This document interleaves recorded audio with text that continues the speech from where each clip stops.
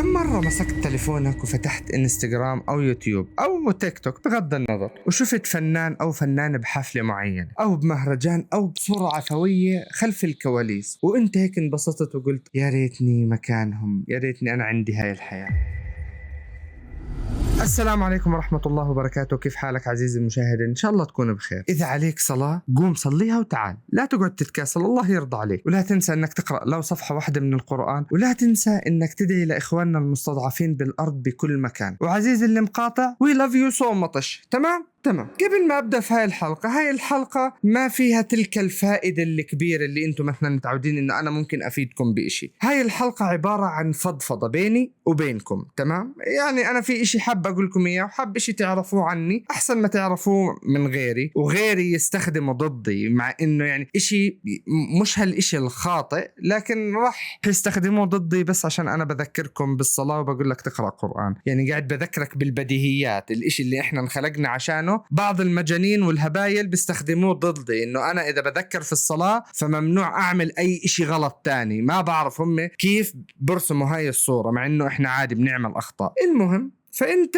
يعني إذا كنت بتجلي، كنت بتركض، كنت بتسوق، هاي الحلقة ممكن تسليك يعني. طيب، قبل فترة اجتني أخت من أهل الأخوات اللي موجودة في القناة تحكي لي يا قصي قرأت اسمك موجود على برنامج كان مكتوب قصي الجبالي، هل هذا هو أنت ولا تشابه أسماء؟ فأنا قلت لها يعني بصراحة ما راح أكذب عليكي، نعم هو اسمي. طيب، قبل ما أقولكم كيف أنا وصلت إنه ينكتب اسمي على برامج ومسلسلات وأفلام، خليني أحكي لكم القصة من البداية. في يوم من الأيام جمعتني الصدفة بيني وبين واحد هو كان أصلا مديري بالشغل اللي أنا هذا راح أشتغل معه. جمعتني الصدفة معايا إخواني، فوإحنا قاعدين أنا يعني شوفوا عندي شوي، هو مش شوي كثير، يعني دقيق الملاحظة، يعني بلاحظ أشياء يعني مش لازم ألاحظها، ما بعرف ليش. حتى لما بكون بحضر مسلسل، حتى لما كنت أحضر مسلسلات وأفلام، أكون أنا متبع مع الفيلم ومتبع في أشياء ثانية، مثلا يعني أشياء مش منطقية. مثلا يعني لو كان الممثل لابس اسواره في ايده زرقاء وخلال المشهد تغيرت صارت مثلا خضراء او كحلي، حتى على لون بين الازرق والكحلي، انا انتبه لهذا الاشي. فالمهم بعد هو بقول لي انت يعني ما شاء الله عندك دقة ملاحظة. قلت له يعني في بعض الناس تكره هذا الاشي. قال لي لا بالعكس، هذا الاشي ممتاز جدا. قال لي تحب تشتغل معاي؟ هو قال لي يا هيك. فأنا قلت له ليش أنت شو بتشتغل؟ قال لي أنا بشتغل في قناة، حكى اسمها. قلت له تمام. وقال لي عندي شركة خاصة بالإضافة للقناة، يعني القناة لما بدها تعمل مسلسل أو فيلم أو دعاية تتعاقد برضه مع شركة، يعني فهمتوا، هو موظف فيها وعنده شركة. هاي الشركة هي عبارة عن إيش؟ عبارة عن كاستنج اللي هم بيجيبوا الكومبارس، عرفتوا؟ بتجيبوا الممثلين اللي يعني محدش بيعرفهم، الكومبارس يعني. ومن ضمن شغله انه يكون مسؤول الشكل العام في برنامج او في مسلسل او طبعا الشكل العام ايش بيكون؟ اكثر اشي بكون لبس الممثلين من اولهم لاخرهم، انت بتكون مسؤول عن هذا اللبس، اي خطأ في اللبس انت مسؤول عنه. والاشي الثالث اللي بيشتغله ارت دايركتور، اللي هو بيجيبوا الاخطاء اللي موجودة في هذا المسلسل او الدعاية او الفيلم اللي بنشتغل عليها، عرفتوا؟ فانا كنت اشتغل معاه هدول الثلاث اشياء. الكاستنج ما كنتش احب اتدخل فيه كتير لانه يعتمد على الخبرة، احيانا كان يعتمد على الشكل، عرفتوا؟ مثلا بيجيك المخرج بقول لك انا بدي بنت حلوة شعرها قصير لون عيونها خضر كحلية، فانت بتطلع ايش في عندك اسماء بهاي المواصفات وبتبعتهم للمخرج. بكون المخرج عامل كاستنج في وقت معين، انت بترن على الارقام تقول لهم تعالوا في عنا كاستنج، بيجوا هدول البنات او الشباب بغض النظر المخرج ايش طالب وبيختار وحده وبيحكي للباقي الله معاكم. هذا الكاستنج. الشكل العام اللي هو اللبس. طيب يا قصي ايش دخل اللبس؟ ايش فيه؟ احنا بنعرف انه في ستايلست لللبس، تمام، هو ما هو الشكل العام من ضمنه الستايلست. ايش كانت طبيعة هذا الشغل؟ هو ما كان ستايلست زي ما انتم فاهمين الستايلست، لا. مثلا عندك مثلا شركة زي شركة ايفون مشترطة على جميع الناس في الكرة الارضية، لما بدكم تطلعوا الموبايل تبعنا ما عندنا مشكلة تطلعوه، لكن إياكم ثم إياكم إنكم تطلعوا الموبايل حامله واحد شرير أو سيء في الفيلم. هم بيركزوا أكتر إشي على الدول الغربية والأمريكا، يعني عندنا ممكن في عند العرب شوية تفلتات، ما بعرف أنا، لكن مثلا يعني شايف زي هيك. بس إحنا كنا مسؤولين الشكل العام، كان ممنوع منعا باتا إنه أي ممثل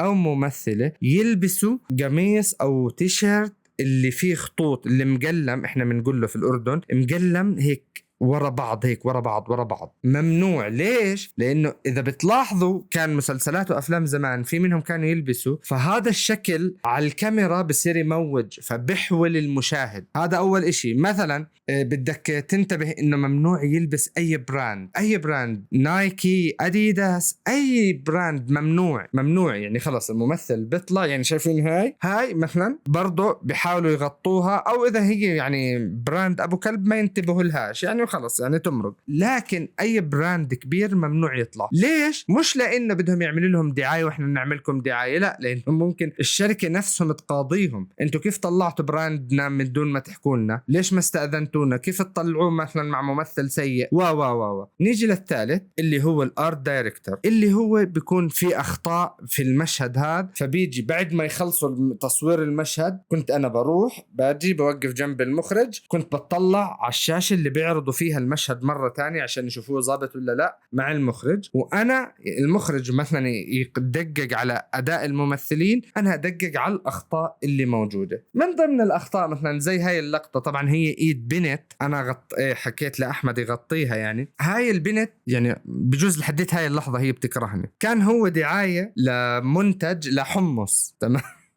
فالمهم كانوا جايبينها على أساس إنه هي ماما لطفلين وهيك. فهاي اللقطة كانت يعني كتير قريبة على إيدها. هاي الممثلة كانوا أظافرها كتير طوال، فأنا رحت بحكي للمخرج إنه هاي مو أظافر قاعدة في البيت، يعني فاهمين، كانت أظافرها كتير طوال. فهو لف علي بيقول لي تصدق معك حق؟ قال لها روحي قصي.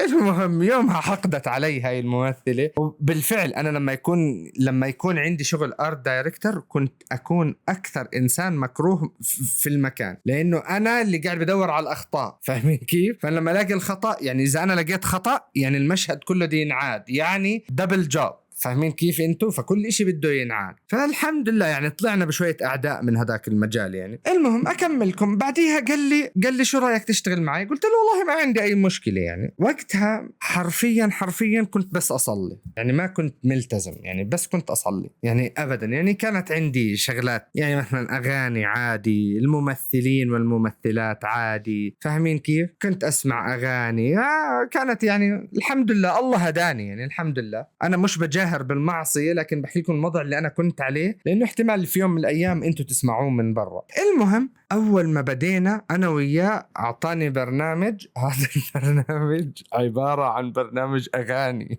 يا الله، الحمد لله إنه الله تاب علي، الحمد لله. هذا البرنامج كان عبارة عن برنامج أغاني بحت. أنا ما راح أذكر أي اسم، ما راح أعمل أي إشي، عشان يعني ما بتعرفوش، يعني ممكن الناس تنجن. فأول إشي بدأ معاي بالخفيف، بدأ معاي في إنه كان في المشتركين، شايفين المشتركين؟ فكانوا المشتركين لازم قبل ما يجوا على البرنامج اللي بدهم، يعني بعد ما اختاروه، ما سمى اختاروهم بأواعيهم بلبسهم هم، لكن على اللايف لما نطلع لايف فكان لازم انا اطلب من كل واحد يجيب معاه 3 لبسات. بعد ما يعدوا هاي المرحلة وقتها البرنامج بيعطيهم فلوس يشتروا لبسة واحدة.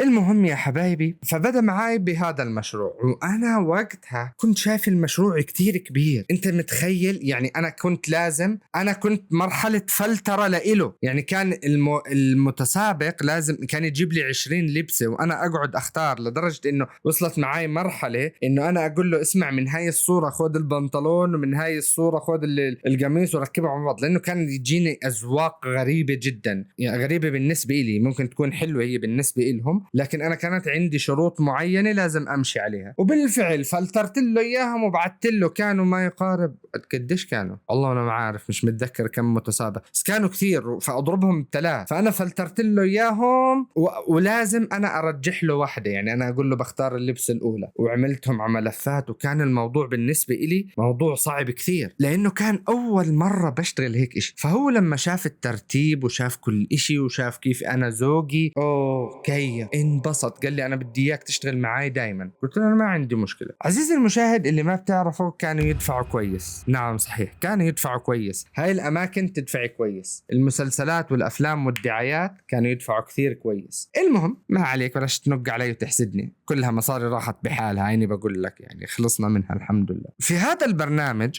أنا شفت العجب، تعاملت مع ناس ومع مشاهير يا إخوان أنا مش عارف شو بدي أحكي لكم، بس جد أشياء مقرفة. وبعديها اشتغلت أنا مسلسل، وبعديها اشتغلنا أفلام تعليمية أكاديمية، واشتغلنا دعايات. الدعايات أنا كثير اشتغلت دعايات، يعني تقريبا من 2016 ل 2019 تقريبا معظم الدعايات اللي كنتوا تشوفوها على الام بي سي لو في كريدت محل ما بكتبوا الأسماء زي ما أنا بينت لكم الأسماء محل ما اسمي موجود بتلاقوا اسمي موجود، بس هو ما في لأنه الدعاية كلها 15 20 30 ثانية. يعني تتذكروا دعاية زين لما عملوها مع حسين الجسمي أيامها كان طالع دال ألف عين شين، كانوا بيعملوا قصصهم، فما بعرف إذا بتتذكروا هاي الدعاية. هاي من إحدى الدعايات اللي أنا اشتغلتها، وفي أكثر من وحدة أنا برضو اشتغلتهم. حتى كمان اشتغلنا دعايات لفلسطين لشركة جوال اشتغلنا لكتير أماكن. يعني مثلا أحكي لكم قصة مغني، أنا ما راح أحكي اسم المغني، لكن يومها أنا رقم برن علي، الرقم اللي برن علي رقم حلو مميز مرتب، فأنا رديت ألو، فهو بيحكي لي مرحبا قصي كيفك؟ بقول له تمام الحمد لله تفضل مين معي؟ بقول لي أنا فلان الفلاني.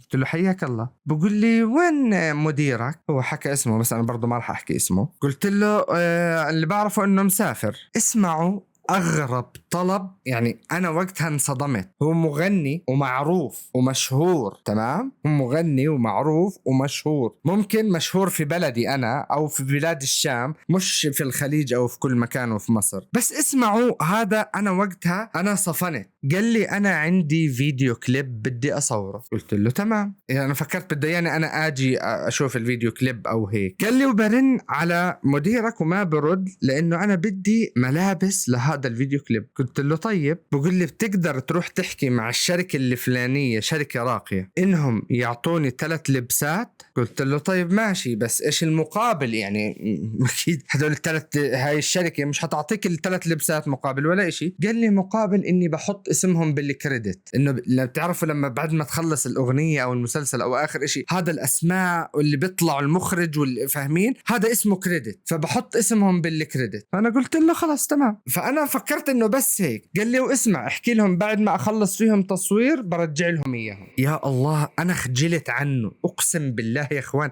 أنا خجلت. شو أروح أحكي قديش حقهم؟ ماشي الأواعي غاليين بس أنت برضو يعني مش حدا قليل يعني. فبالفعل أنا رحت، يعني لأنه أنا وقتها بعت لمديري على الواتس قلت له 1 2 3 4 5. قال لي خلاص روح عليهم وقول لهم إنه أنا بشتغل مع هاي الشركة وهيك. فت عليهم السلام عليكم. وعليكم السلام. هذا الفلان الفلاني بده يعمل هيك. قال لي ما في أي مشكلة، أنت بدك تختار له اللبس ولا هو؟ قلت له والله لا مش أنا اللي حختار اللبس، هو اللي حيختار اللبس. رجعت لهون بكفي معلم، خلص وجهي صار قد اللقمة. فأنا حرفيا رحت أشحد عنه يعني. فهاي مثلا من إحدى الصدمات. يعني أنت لا تفكر، مش بيحكي لك انه ممكن السيارات ما تكون إلهم، لا حبيبي الاواعي الملابس مش إلهم، فلا تنخدع في الصورة هاي. من احدى المواقف كمان كنت وقتها انا بصور في هذا البرنامج الغنائي اللي قلت لكم عنه، فكان في مؤثرة مشهورة كثير، لا مشهورة كثير كانت موجودة في هذا البرنامج كضيفة. فانا وقتها انا بوصل لمرحلة معين بعدين خلاص ببطل إلي شغل، يعني باخد لي تقريبا بريك بعدين برجع شغلي تقريبا بآخر نص ساعة من اللايف. المهم مش هذا موضوعنا. فأنا طلعت برا أشم هوا، والله أنا قاعد برا وفجأة بيطلع صوت واحدة بتصرخ وبتحكي كلام. أنا كرجل، يعني أنا لو إني رجل وسخ أنا بستحي أحكي هذا الكلام، وبتغلط. اللي فهمته من مكالمتها إنه هي بتغلط على حدا بيشتغل عندها، هي عندها شغل معين وهذا الحدا بيشتغل عندها، تغلط عليه مسبات بأمه وبأخته وبأبوه ما خلت له. فأنا بعدين مديت راسي هيك انت ولا هي هاي المشهورة اللي بقولكم عنها. طبعا أنا ما راح أحكي أسماء عشان تضلكم تشوفوني، يعني أنتوا عارفين. فأنا كنت واحد من جوا هذا العالم، اشتغلت حرفيا جوا الوسط الفني بين المغنيين والمغنيات والممثلين. شوفوا في ناس كويسين إلا من رحم ربي، بس أنا اليوم طالع أحكي لكم الحقيقة اللي ما بتطلع على الشاشات، الحقيقة اللي بتصير إنه لما المخرج يقول كات وتطفي الكاميرات هدول الناس ببينوا حقيقتهم. لما تشتغل في هذا المجال أول إشي بتتعرض له انعدام الحدود. في العالم الطبيعي اللي إحنا متربيين فيه في مساحة شخصية، في احترام، في خطوط حمراء، بس هناك لا، هناك كل إشي مباح وكل إشي مسموح تحت بند إحنا open mind. حرفيا كنت أشوف العجب هناك. صحيح أنا ما كنت ملتزم إلا بصلاتي، بس مثلا كنت أشوف الأحضان بين الشباب والبنات، مش بس أحضان، بوسات، انه زي كيف انت بتسلم على صاحبك او انت بتسلم على صاحبيتك، كان بين شاب وبنت يصير. المفروض انتوا زملاء في العمل. بلاش سهرات دخان، بعد الدخان الكحول، سهرات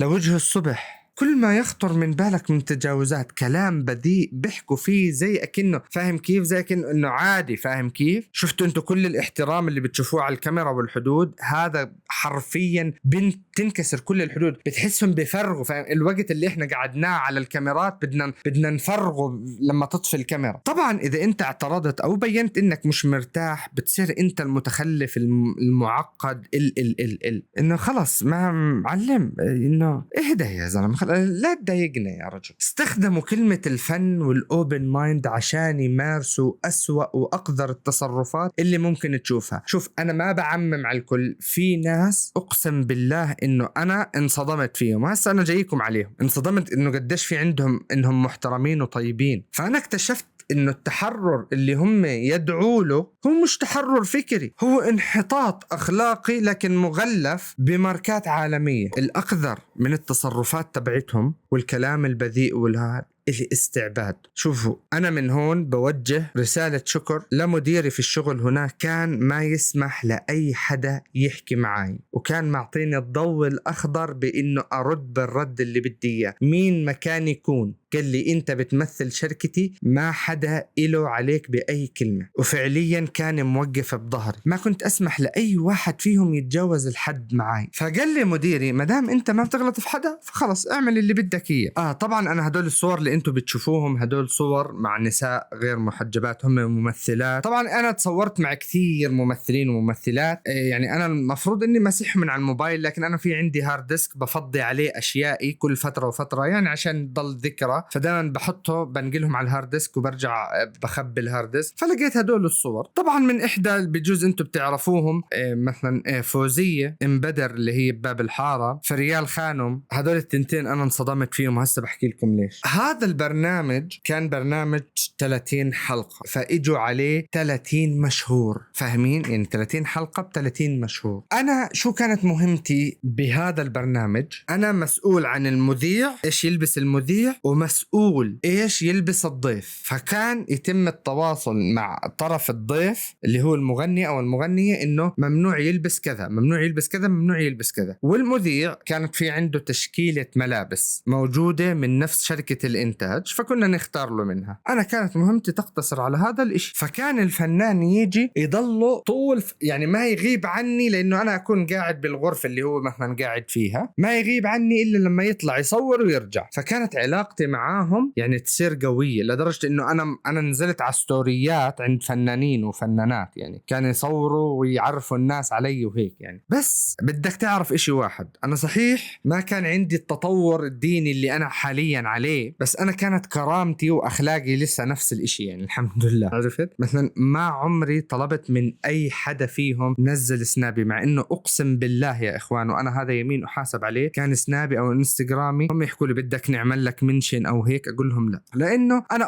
أصلا وقتها ما كنت مهتم لا للشهرة ولا في بالي أصلا. فالمهم قعدتي معاهم في مكان مسكر بدون كاميرات خلتني أشوف الناس هاي حقيقتها. بدي أحكي لكم أول إشي اللي كويس، تمام؟ بعدين أروح للإشي القصة اللي حرقت دمي، اللي لهسه لحديت الآن أنا متألم منها، مع إنه أنا مش طرف منها، لكن واحدة ممثلة كتير معروفة عملت إشي جدا مقرف، جدا مقرف. مثلا عندكم شكران مرتجى اللي هي فوزية. هلا أنا عارف آخر فترة قاعدة بتخبص مش عارف شو مالها انجنت، وبتخبص كتير في البرنامج اللي عمليته وهيك، لكن أنا حضرت لها هذا الموقف وأنا كنت طرف، يعني أنا يعني حضرت هم موقفين، هسه راح أحكي لكم إياه. واحدة من الممثلات غير شكران مرتجى، هي بتطلع في البرنامج، لكن هاي الممثلة تطلع في لقطة تانية في هذا البرنامج، فاهمين كيف؟ فما بتلاقوا، فاجت تسلم عليه، عليها، تحكي لها بتعرف فلان الفلانية فلان. المهم طلعوا التنتين دارسين في نفس المدرسة، كانت واحدة بصف وواحدة بصف، بيناتهم سنة أو سنتين مش متذكر، وقعدوا يتذكروا المسات واللي معلمات كانت في أوامر من شركة الإنتاج تبعت هذا البرنامج إنه لا تقربوا على المشاهير، لا تطلبوا منهم صور ولا تحكوا معاهم ولا تزعجوهم، خليهم يفوتوا خفاف لطاف نضاف. فالمهم وصل خبر لمدير الإنتاج إنه هاي الممثلة قاعدة بتحكي مع شكران مرتجى. فإجوا دقوا الباب، أنا طبعا بكون قاعد، أنا قاعد في الغرفة وسامع سواليف النسوان. المهم دق الباب، فتحوا الباب قالوا لها بدهم إياكي برا. فأنا عرفت وقتها إنه نادوا عليها لأنها قاعدة بتحكي مع الممثلة، أهم مش الممثلة ما يزعلها. المهم فحكت لها بعد إذنك أنا بدي أروح أشوف شو مالهم. طولت 5 دقائق 10 دقائق، شكران انتبهت إنه هم سحبوها من عندها. كان الميك اب ارتست وتبعت الشعر هاي ولا بالعكس هم كانوا بيسووا لها، بعدتهم قالوا لهم وقفوا، قالت لهم ما بتكملوا إلا لما ترجع البنت تقعد معي، أنا ما طلبت من حدا يشيلها، عيب عليكم تشيلوها وأنا قاعد بحكي معها. أنا بصراحة حبيت هذا الموقف، هي فهمت إنه في أوامر ما حدا يحكي مع الممثلين والممثلات، فهمت فنادت عليها، وبالفعل ما ردت تعمل أي شيء إلا لما رجعوا لها إياه وقعدوا يسولفوا وكملوا سواليفهم. النسوان عندهم السوالف أهم من الشغل، شو بتفكروا أنتوا؟ حبيباتنا النسوان الله يرضى عليكم.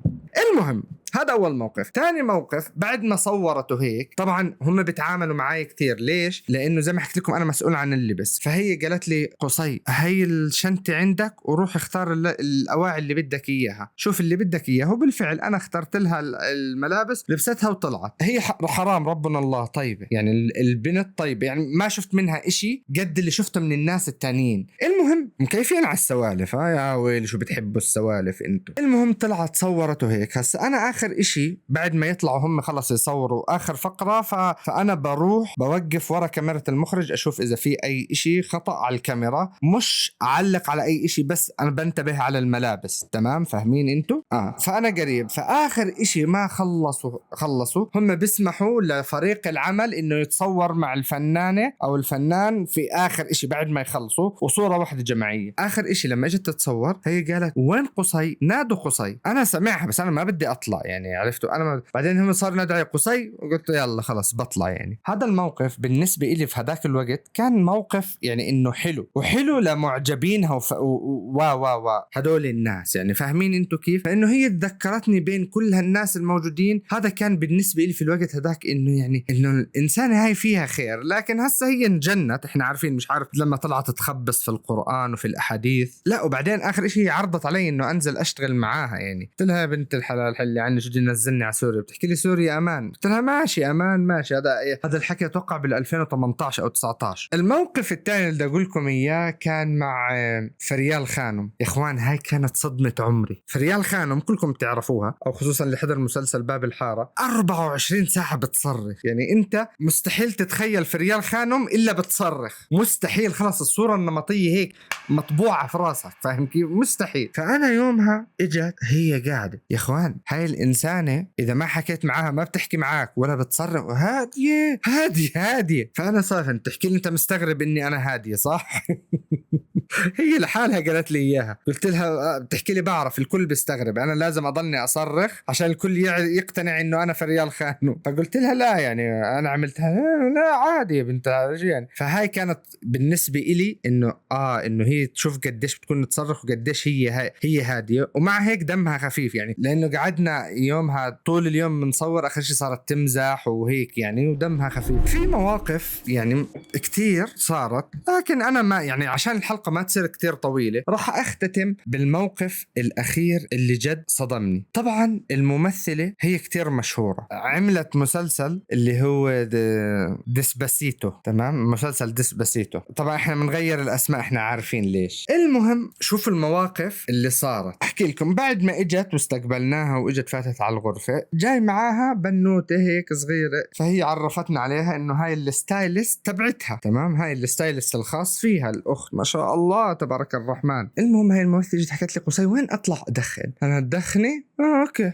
من هون. حكت لي ممكن تدلني لاني ما بعرف. قلت لها طيب تمام. فطلعت انا وياها. المهم حتى في الصورة اللي متصورها انا معاها هي مخبية السيجارة ورا ايدها، بتوقع في لقطة في السيجارة في ايدها. المهم مش هذا يعني، اذا الدخان بسيطة والله اذا الدخان بسيطة. مين طلع معانا؟ طلع معانا تبع الشعر والميك اب ارتست، لحقونا برا لانه هم ما لهمش مكان في الغرفة، ما لهمش شغل بالغرفة اذا الفنان برا الغرفة. فطلعوا صاروا يسولفوا. انا يا اخوان في عادة يعني، خصوصا لما يكون الحديث مش مهم لإلي، بكون قاعد ويعني ممكن يكون اللي بيحكي قاعد جنبي، لكن انا معطيه وضعية، فاهمين كيف هاي اللي خلص هيك انه انا سامعك بتحكي بس انا سامع حدا بيعمل بلا بلا زي هيك بس يعني حرفيا، فانا مش مركز معهم. بعدين رن في بالي موضوع مسلم ومسيحي، فركزت رميت داني عندهم. يعني هو المفروض انا اشاركهم لكن انا خلص يعني ما بهتمش كتير يعني. فكانوا بيحكوا يعني اول ما بدوا السالفة وقتها هي حكت، الفنانة حكت جملة بصراحة جدا حلوة وبالفعل حقيقة. قالت انه الناس بقولوا انه الناس بتكذب على السوشيال ميديا، لكن انا بشوف الناس بتطلع حقيقتها ووساختها على السوشيال ميديا. وكمل جملة انه بالاخص اذا ما كانوا مشاهير، وهون انا اتفق يعني. المهم فالارتست الله يسهل عليها يعني، هاي الانسانة جدا محترمة، عمري ما شفت منها غلط يعني ابدا، عمري ما شفت منها غلط الستايلست. فاجت تحكي لها كلامك صحيح، انا متابعيتك من زمان وشفت لما انت تزوجتي. هسا شوفوا يا اخوان، انا ما بعرف هي مسيحية او جوزها المسيحي، واحد فيهم مسيحي وواحد مسلم، انا حرفيا ما بعرف ولا دورت ولا بدي ادور. فواحد فيهم مسلم وواحد مسيحي تزوجوا بعض، فانه كيف الناس صاروا ينتقدوها. هي هذا اللي حكته الميك اب ارتست، هذا اللي انا سمعته وشفته. فهي قالت لها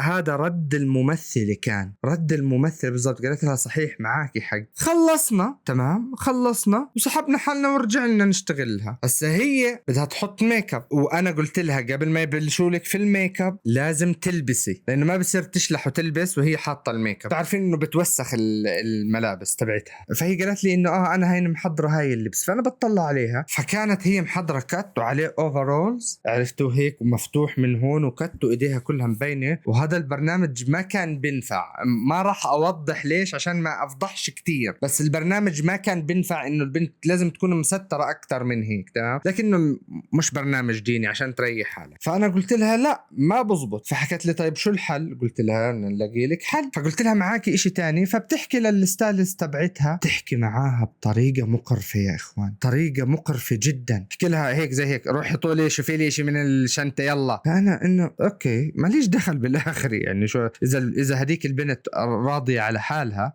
خلص انا شو دخلني يعني. تخيل انه مثلا هاي البنت تحكي لي انت شو دخلك، هي حره تحكي معي كيف ما بدها. المهم فراحت هديك الستايلست، انا ما بعرف شو بتهيأ لها هديك الستايلست، اتوقع انها مش طبيعيه. راحت جبلت لها بلوزه مكشكشه، فاهمين كيف هيك؟ عرفتوها هي هيك اللي مكشكه. المشكله بدي اشر لها احكي لها لا رجعي، هي ما طلعتش علي. راحت ورجت لها اياها. تعرفوا ايش قالت لها؟ والله هذا الحكي قدام، تحكي لك انت غبيه، شو هذا اللي جايبيته؟ فانا سكتت. تحكي لي بقول لها في خيارات تانية، انا بدي انقذ البنت من البهدله اللي قاعد تتعرض لها. قلت لها في خيارات تانية؟ تحكي لي لا ما اظن. قلت لها خلاص انا بدبر راسي. قلت لها شو سايزك؟ قالت لي سمول او اكس سمول. تحكي لي جيب لي اكس سمول. قلت لها لا اكس سمول راح يكون كثير ضيق عليكي، فخلص بنجيب لك سمول. قالت لي خلاص تمام. فبالفعل رحت وانا يومها اشتريت لها تيشيرت ابيض ساده. ليش التفاصيل اللي كثير قصيره؟ خلص المهم شريت لها اياها ورحت اعطيتها اياها. والله يا اخوان اقسم بالله، تحكي لها شايفه يا حماره كيف اللي بده يشتغل؟ تحكي لها تطلع كيف زوجه وتطلع كيف زوجك، زي بالحرف الواحد. تحكي للستايلز قدام الناس. فانا انه خلص بكفي صدمات. بتفكروا انه خلصنا هون الصدمات؟ لا، فاتت على تصوير الحلقه. المهم ولا الاداره بينادوني، قصي رد على بديش احكي اسمها المديره. المهم فرحت عليها. تحكي لي قصي شو صاير؟ انا صفنت. قلت لها شو صاير يعني؟